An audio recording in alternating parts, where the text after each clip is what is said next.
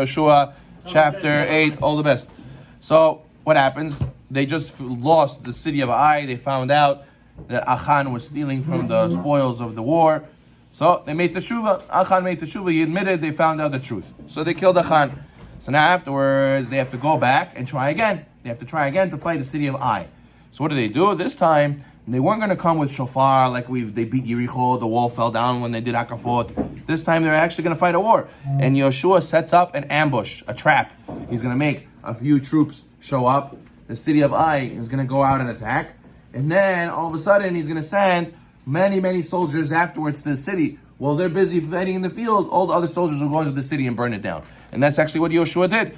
Now Yehoshua realized that they're not going to be able to win with a miracle anymore.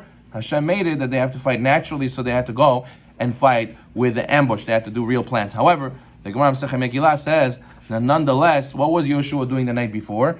He learned his mistake. What did the angel tell him last time? You guys weren't learning Torah. So that night, the Gemara says, before he fought Ai, it was be'emek, he was in the valley. And the Gemara says, it means emek halacha. He went to the depths of halacha.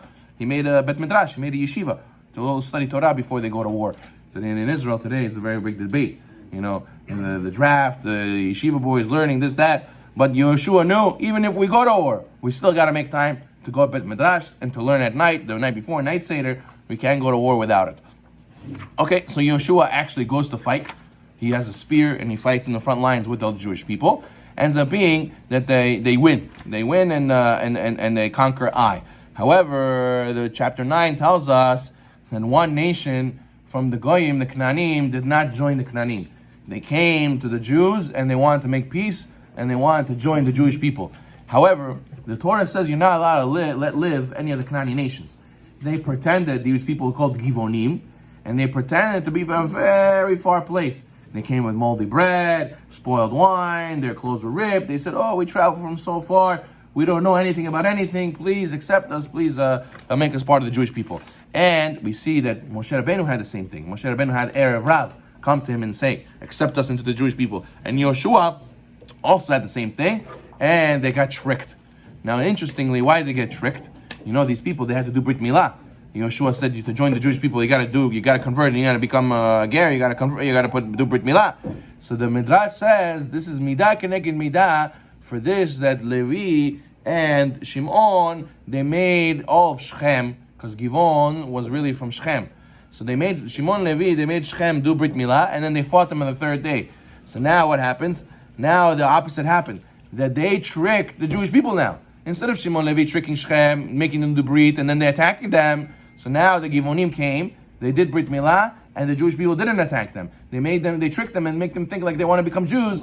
But then Yehoshua found out that they were not Jews. They didn't want to be Jews. They were just tricking them, and they already gave their word to the Givonim that they'll accept them and they won't kill them. So then they didn't go against their word. So now look at this. They found out that the Givonim were tricking them, and they didn't want to go against their word. That's how powerful the Jewish people are. The word is a word, and Yaakov Avinu really got upset. Why at Shimon Levi? Because he told them it's going to be Chilul Hashem. You told them you're going to let our daughters marry your children. Yeah, if you want to be part of us, you have to make brit, and then you use the trick and you kill them. What are all the people are going to say? Jews are schnooks. They're all crooks. They're all liars.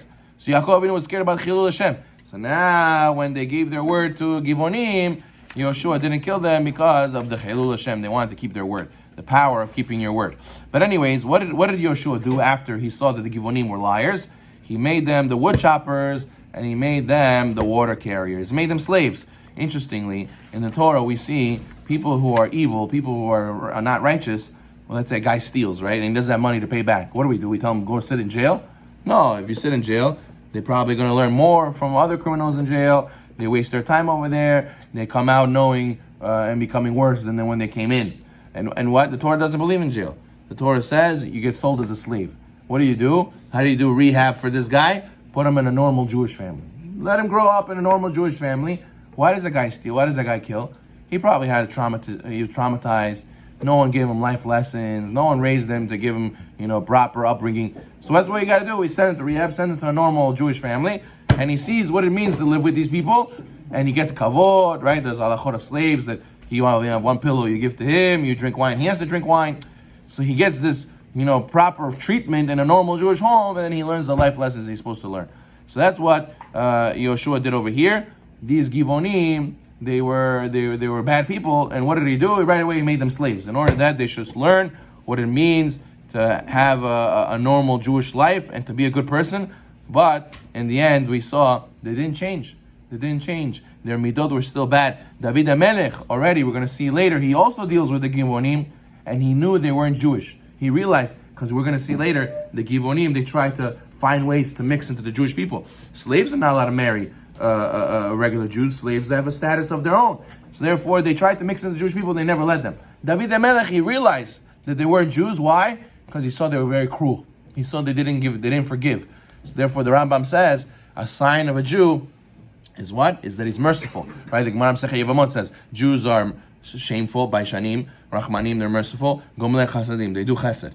So for these three midot show about a person's Jewishness.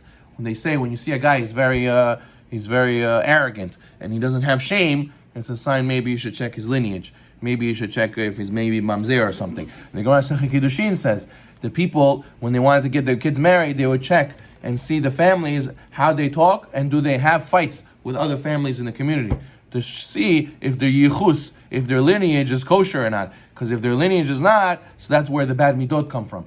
So therefore, David HaMelech saw the Givonim's bad midot, right away he saw, must be it's not from the Jewish people. These people don't forgive, they're cruel, must be they're like goyim. And then he realized that they were really the Givonim, they were slaves, who Yehoshua accepted that were false converts.